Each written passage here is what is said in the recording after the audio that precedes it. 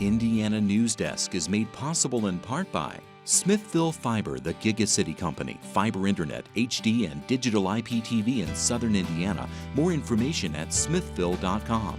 Maller Grodner Attorneys, providing legal services to clients and the community. Understanding, expertise, results. Bloomington and Indianapolis, lawmg.com. The IU School of Education, preparing teachers, scholars, and administrators to improve teaching in Indiana and around the world. education.indiana.edu. IU Alumni Association, connecting IU's network of alumni and sharing the Indiana spirit through scholarships, advocacy, and volunteerism. alumni.iu.edu. The Radio and TV News Endowment, a fund established by listeners and viewers to sustain reporting of Indiana news. More information at indianapublicmedia.org/support. And by WTIU members. Thank you. Coming up on Indiana Newsdesk. There are thousands of jobs open in Indiana, but few people with the skills needed to fill them. It used to be you would hear, I just need a body, I just need somebody to come to work and show up on time. But that's not the reality any longer. Ahead is the state's investment in workforce development to making a difference.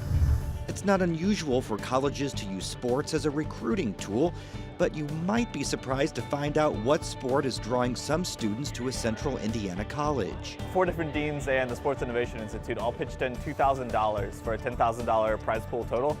So we have $10,000 in scholarships to offer. Coming up, we'll look at the growing world of esports.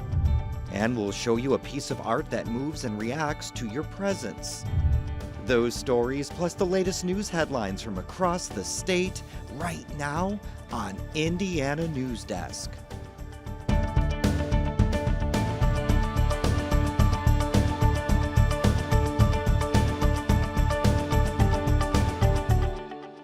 Welcome to Indiana Newsdesk. I'm Joe Wren. The Indiana Department of Workforce Development estimates there will be more than 1 million jobs to fill in the state by 2024, and most of them won't require a college degree. Instead, many employers will be looking for highly skilled workers with specialized certificates to fill positions in everything from manufacturing to healthcare. The state is spending a lot of time and money trying to address those workforce needs through legislation passed earlier this year. But as Barbara Brozier reports, some question whether the measures are truly tackling the problem. So welcome to Garrity Tool Company. There's a lot going on when you step onto the floor at Garrity Tool Company in Indianapolis. Workers here are busy using a variety of different methods to make metal parts. Garrity Tool Company is a biomedical, aerospace and defense contract machining company. The components manufactured here are in high demand, so Garrity Tools stays busy. But Boss says he often has a hard time filling open positions despite getting dozens of applicants. We do look for people who can differentiate themselves. And that means come through some kind of, whether it's an Ivy Tech or a Vincennes, some program where they have a baseline of knowledge in manufacturing. An increasing number of Indiana companies are looking for workers like that, including the U.S. government. Carrie Bledsoe is the Chief Operating Officer of Stimulus Engineering Services. He helps find people to fill contract positions at the nearby Naval Surface Warfare Center Crane Division. And sometimes he has to recruit people from out of state. We've got a lot of great local universities. Well, our problem seems to be they're looking for people with experience. They're looking for technicians. Governor Eric Holcomb recognized that challenge and made workforce development one of his top priorities when he came into office. He signed a couple of bills this year to address some of the skills gaps. One of them expands the eligibility for Workforce Ready grants, which provide free training in high-demand industries. Ivy Tech Community College is a major partner in the initiative. Vice President of Workforce Alignment Operations, Janet Rummel, says while about 16,000 students expressed interest in the Workforce Ready grants, only a small number qualified.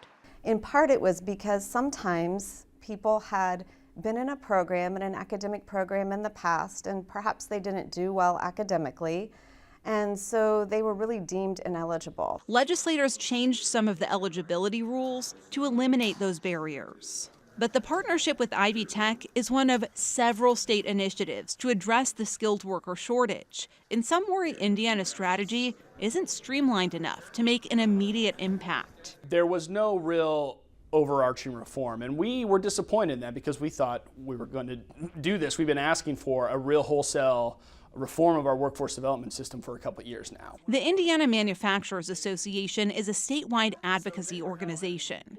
It came out against one of the workforce development bills this year that did away with the State Workforce Innovation Council and replaced it with an appointed governor's workforce cabinet.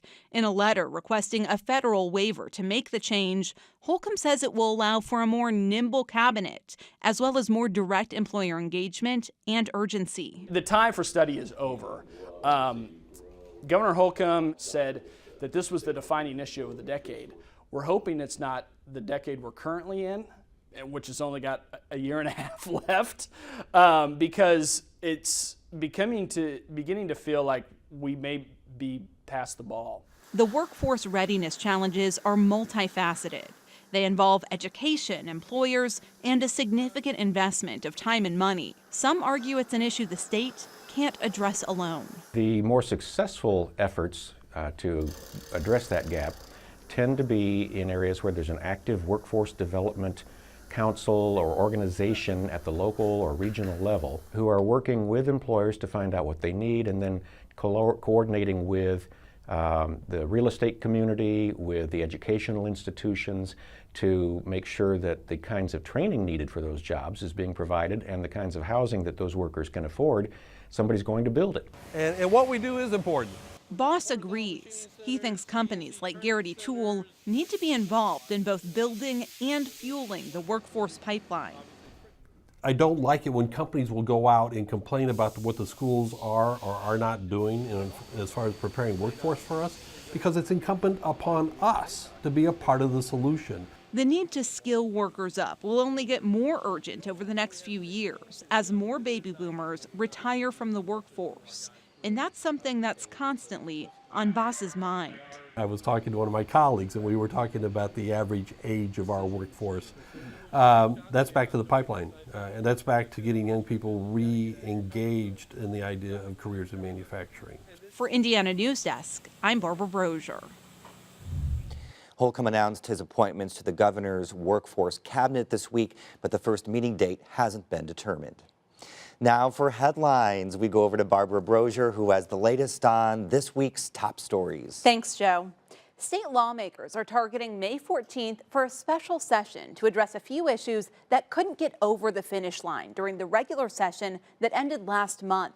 House Speaker Brian Bosma says he's confident legislators will only need one day of a special session to conclude their work. And they'll only consider a few issues: federal tax conformity, a Muncie-Gary school takeover bill, and a school safety measure. He says lawmakers may also consider some technical corrections during the special session to fix unintended flaws in legislation passed earlier this year. Members of Black Lives Matter Bloomington continue to speak in opposition to the city's recent purchase of an armored vehicle at city council meetings. Rather than interrupting this week's meeting like in previous weeks, activists spoke only during the public comment portion. They say it's part of a new long-term strategy to let the council know they are not going away anytime soon. We want to make sure that what we are doing is sustainable. We want to broaden what our options are. Black Lives Matter members are trying to get a resolution in front of the city council asking for the city to halt the armored vehicle purchase. But they didn't get the majority of council members required to put the measure on a meeting agenda. Reed says activists are working with some council members to get a version of that resolution heard. The GOP tax bill ended the individual mandate that required Americans to have insurance. A new analysis of its impact predicts many Hoosiers may opt out. Americans for Tax Fairness, a coalition of nonprofits, prepared the report. It predicts that more than 240,000 Hoosiers will opt out of insurance by 2025. The paper suggests cuts to social programs, including Medicare, disability, and SNAP, could be used to pay for the new tax cuts. Well, 4 years ago, the popular ride-sharing service Uber launched in several Indiana college towns, including Bloomington. At the time, some local taxi companies worried the sharing economy could put them out of business. As Miranda Fulmore reports, some of those fears came true. This is my dream car. Okay. You know what this is? I don't know. It's a Studebaker Avante. Showing off his various models of vintage cars, James McClary says some of his favorites are his taxi cabs. McClary spent 47 years in public transportation, serving the State Highway Commission, Bloomington Transit, and the International Taxi Association. But he's most proud of launching E2 Taxi in Bloomington and Terre Haute. He started in 2012 with 4 MV1 vehicles to serve Hoosiers with disabilities. The idea was to provide a community service. I mean, really and truly. I mean, I wanted to make money, there's no question. But the real goal was to provide a community service. But like many local taxi companies across the country, McClary struggled to keep his business running because he couldn't compete with Uber. And that was the beginning of the end. They're able to put more vehicles on the street at nights. We used to put 15 vehicles on the street every Friday, Saturday night. We started losing our drivers to Uber. McClary says he sent a letter to former Bloomington Mayor Mark Cruzan asking to reject the Uber proposal, but current Mayor John Hamilton says Cruzan made the right decision. The economy changes really fast. We want to be on the front side of that, not the back side of that. So Uber is disruptive. Lyft is disruptive, but they're disruptive because they're, in my view, meeting some needs that are out there. McClary says he eventually lost his employees to Uber. He says the company's lax employment requirements and the ability for drivers to set their own schedules was convincing enough to lure his employees. We had to provide 24-hour service. Uber you can go out and drive for 4 hours and that's it. And so if you want to, you can go out from 11 o'clock to 3 o'clock in the morning on Saturday night and make a ton of money. But not all Bloomington taxi companies are struggling.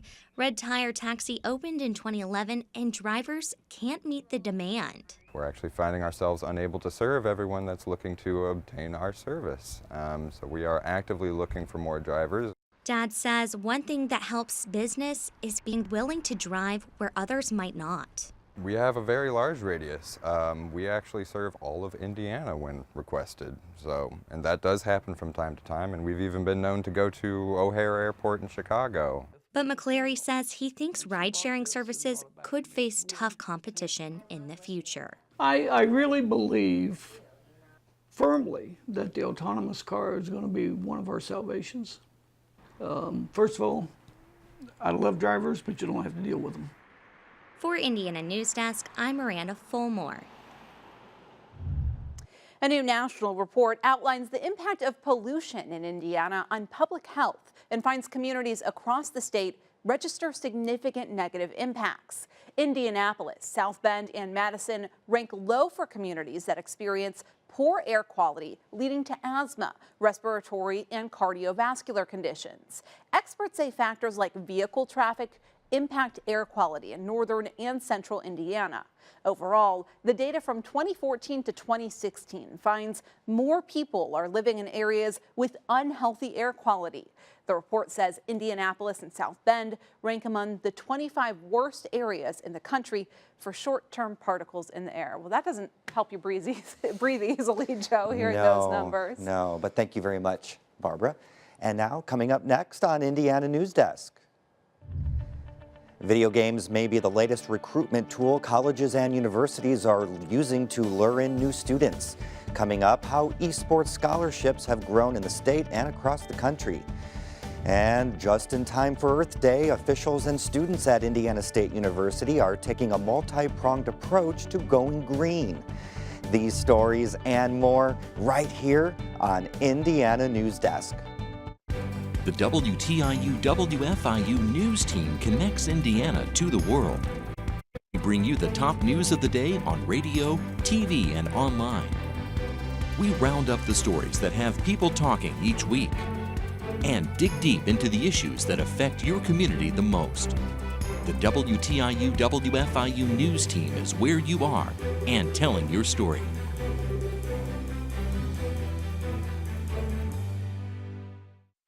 $10,000. 15? 15, you think? 20, 21,000? 600. 20. 18.5. 24. It's at least 40. Look at it. 4,500,000. 650. 20. 650. This textile would be worth about $500,000. $500,000? No way. I knew it's just a blanket. Laying on the back of a chair. Well, sir, you have a national treasure. Wow. A national treasure. Congratulations. I can't believe this. Welcome back to Indiana Newsdesk. Proposals for the future of IU Health Bloomington Hospital's downtown site are having a ripple effect on surrounding neighborhoods. As Tyler Lake reports, some nearby residents are still unsure how the hospital's relocation could affect them. The sale of the 24-acre downtown hospital site is moving forward. Bloomington City Council members approved the $6.5 million deal this week after a consultant group presented recommendations on how the site should be developed.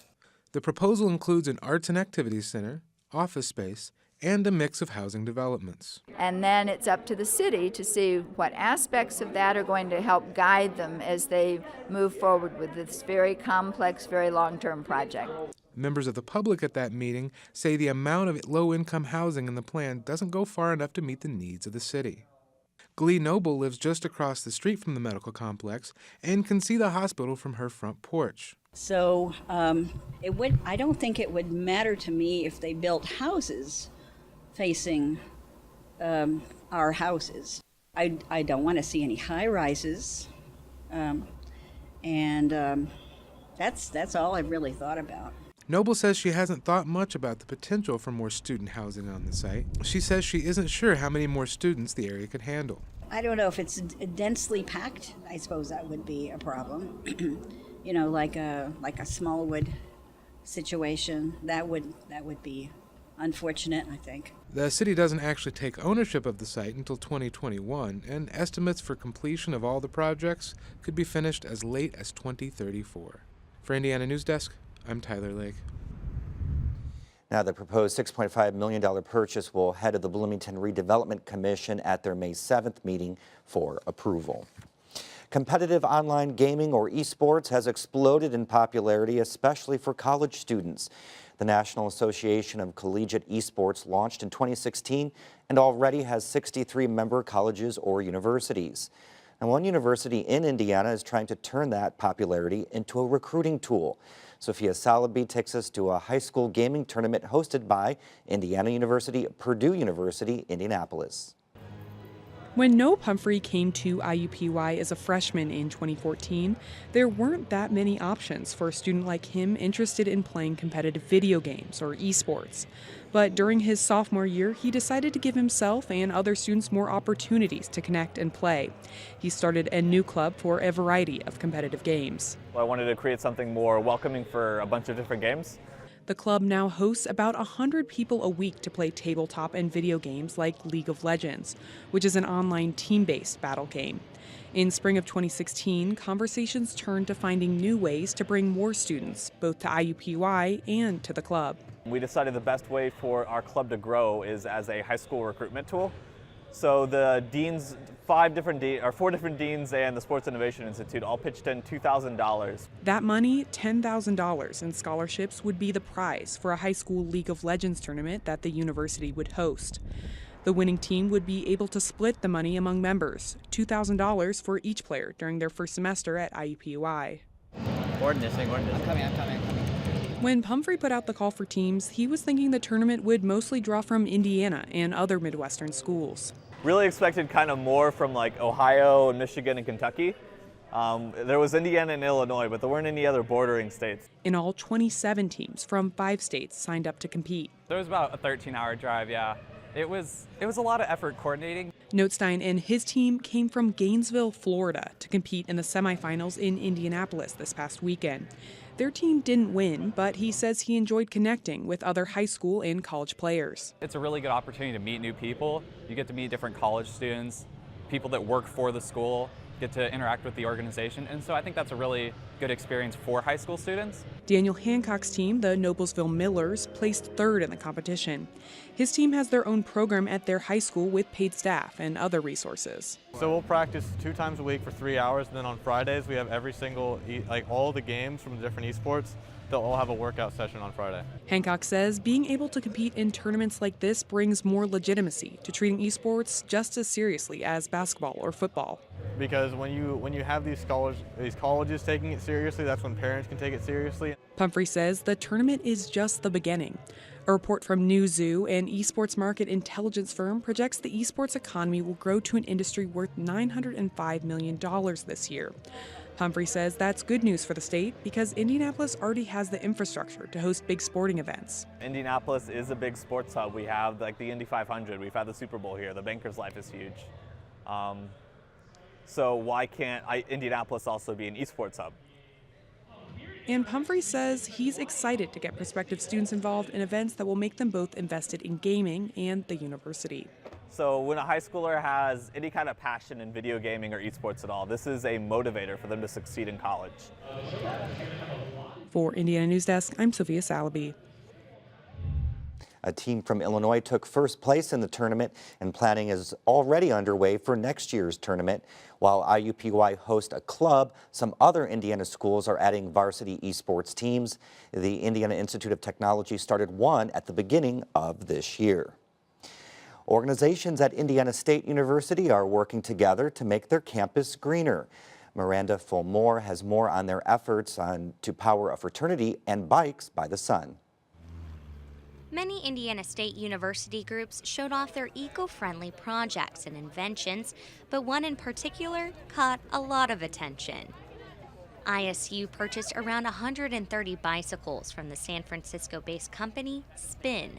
But what makes ISU's bike share different is the bikes don't have to be returned to a charging station. Instead, solar panels in the bike's basket power the GPS. Here, these can be parked and picked up anywhere because the lock is built into the back of it, and basically all you do is you download the Spin app and you put your information in it, and then you scan the back of the bike. It'll unlock, then you ride, and then you lock it when you're done. Students can rent the bikes for only 50 cents every half hour by using a phone app. Once the bike is locked, it stops the timer and shows up as available on the app's map. Students might think that a 5-minute walk is too far, but a 1-minute bike ride isn't. So hopefully it'll spread students out and get them to drive less. Right now, the bikes can only be used on campus, but McCreary says they're working with the city of Terre Haute to expand the program citywide. But ISU's Pi Kappa Alpha fraternity is also tapping into solar energy. It's one of the first fraternities in the country to use solar panels. 75 of the newly installed solar panels power all of the outdoor lighting and half of the fraternity's education center. And they say it's paying off. Hopefully ours will, over a period of time, decrease the dues that our undergraduates have. Looking at the expense for power now, over the life of the 30 years, it should be around $250,000, I think. Michael says they hope to power the entire house with solar panels by 2020. For Indiana Newsdesk, I'm Miranda Fulmore. And Indiana University's new Informatics, Computing, and Engineering building is officially open after last week's dedication ceremony. But something else is standing out besides the state-of-the-art building. Amatria is the name of the new sentient art sculpture on Luddy Hall's 4th floor. The massive piece senses people as they walk past and even greets and interacts with them. So Amatria is made out of many different types of materials. You might see many plastic pieces. You see scaffolds made out of metal. You also see glass vessels filled with vinegar, serving as vinegar batteries right now. So Amatria has a number of sensor scouts. They all have 3 infrared sensors and a microphone in the middle, which just currently senses loudness levels. So one way of interacting with Amatria is to get close to these sensors and to ultimately activate these sensor scouts. And as you see, it starts vibrating the moss, but then it also goes on and it ripples outwards, percolating the movement through the different sensor scouts. So we hope that just like the sample gates are an icon for Indiana University Bloomington, I think Amatria could be a symbol for Renaissance engineering here at Indiana University. We want arts and humanities scholars to interact with Amatria and to help us all understand how to design these smart environments, how to implement artificial intelligence systems, and ultimately how to use them so that we all have a much more desirable future.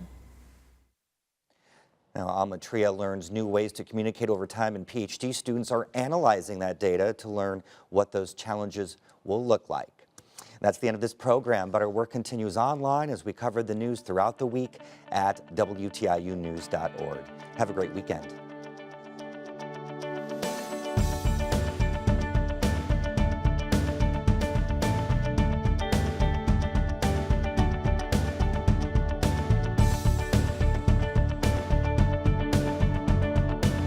Indiana Newsdesk is made possible in part by Smithville Fiber, the Gigacity Company, fiber internet, HD, and digital IPTV in Southern Indiana. More information at smithville.com. Maller Grodner Attorneys, providing legal services to clients and the community. Understanding, expertise, results. Bloomington and Indianapolis, lawmg.com. The IU School of Education, preparing teachers, scholars, and administrators to improve teaching in Indiana and around the world. education.indiana.edu.